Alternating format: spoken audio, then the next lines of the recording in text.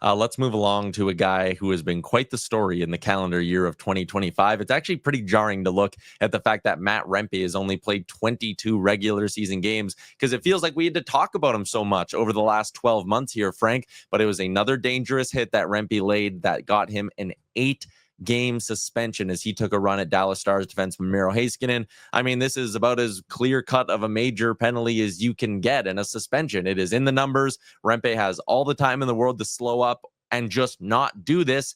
He opts not to. It was a question of how many, not if he would be suspended. What do you make of the 8-game tag that the Department of Player Safety threw at Matt Rempe?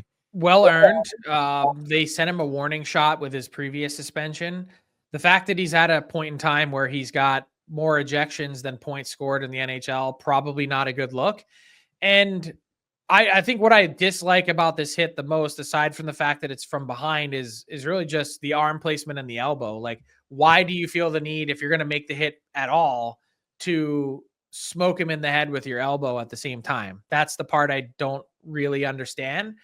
And I think this is going to be an unpopular take, but I do think that there's room in the NHL for Matt Rempe. I think he needs to learn a lot. I think he needs to harness his body size and find a way to appropriately walk the line like so many others have before him.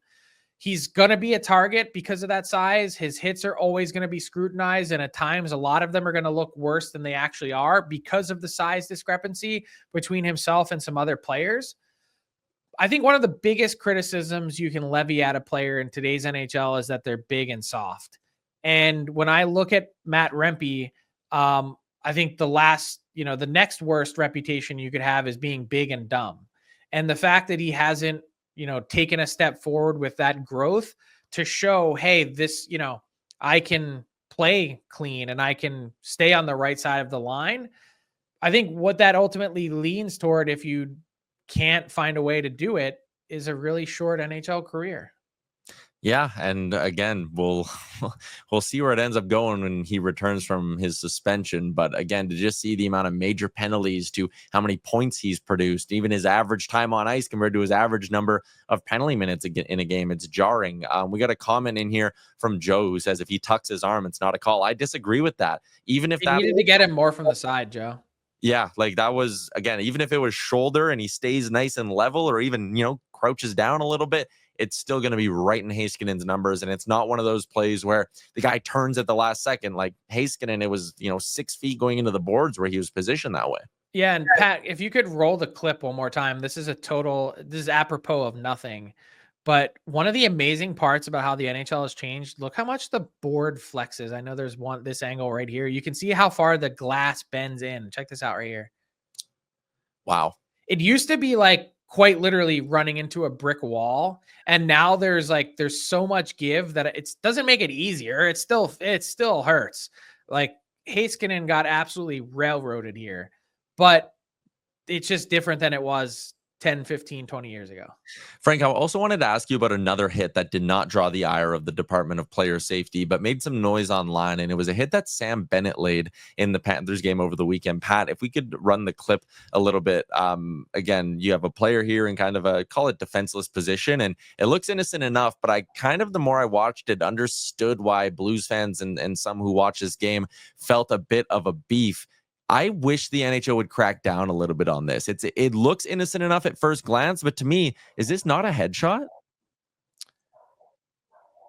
I mean, it's right on the edge, but it looks like he gets shoulder first, which then watch the shoulder move, that then the end result still isn't pretty. And I don't love the hit, but there's a reason why it's not called a headshot. And also, he has the puck there. He's eligible to be hit. So how do you make a hit on a player who has the puck without then making contact with the head? Part of that becomes unavoidable. And there was a similar well-discussed hit as well from Saturday. It was in the afternoon. Martin Pospisil on Connor Bedard that I also didn't like. But same kind of thing. Bedard had the puck. His head was kind of down and hunched over a little bit. He makes clear contact with the head, and I don't love it because it wasn't really a hockey play. It was kind of like a flyby, but by the letter of the law, Like, go back and watch the NHL Department of Player Safety video from November when they were breaking down the hit on Matthew Nyes and why that didn't end up being a suspension. I just think it's a really good precedent or table setter here for kind of a lot of the things that we're seeing that don't end up getting called or getting suspended. What's up, hockey fans? If you enjoyed that video, then you need to be hitting the subscribe button right here at Daily Faceoff. Exclusive interviews and analysis from our hockey insider Frank Seravalli, fantasy updates from Brock Sagan, and a daily live show at noon Eastern, Monday through Friday. You don't want to miss any of the fantastic content, so hit that subscribe button.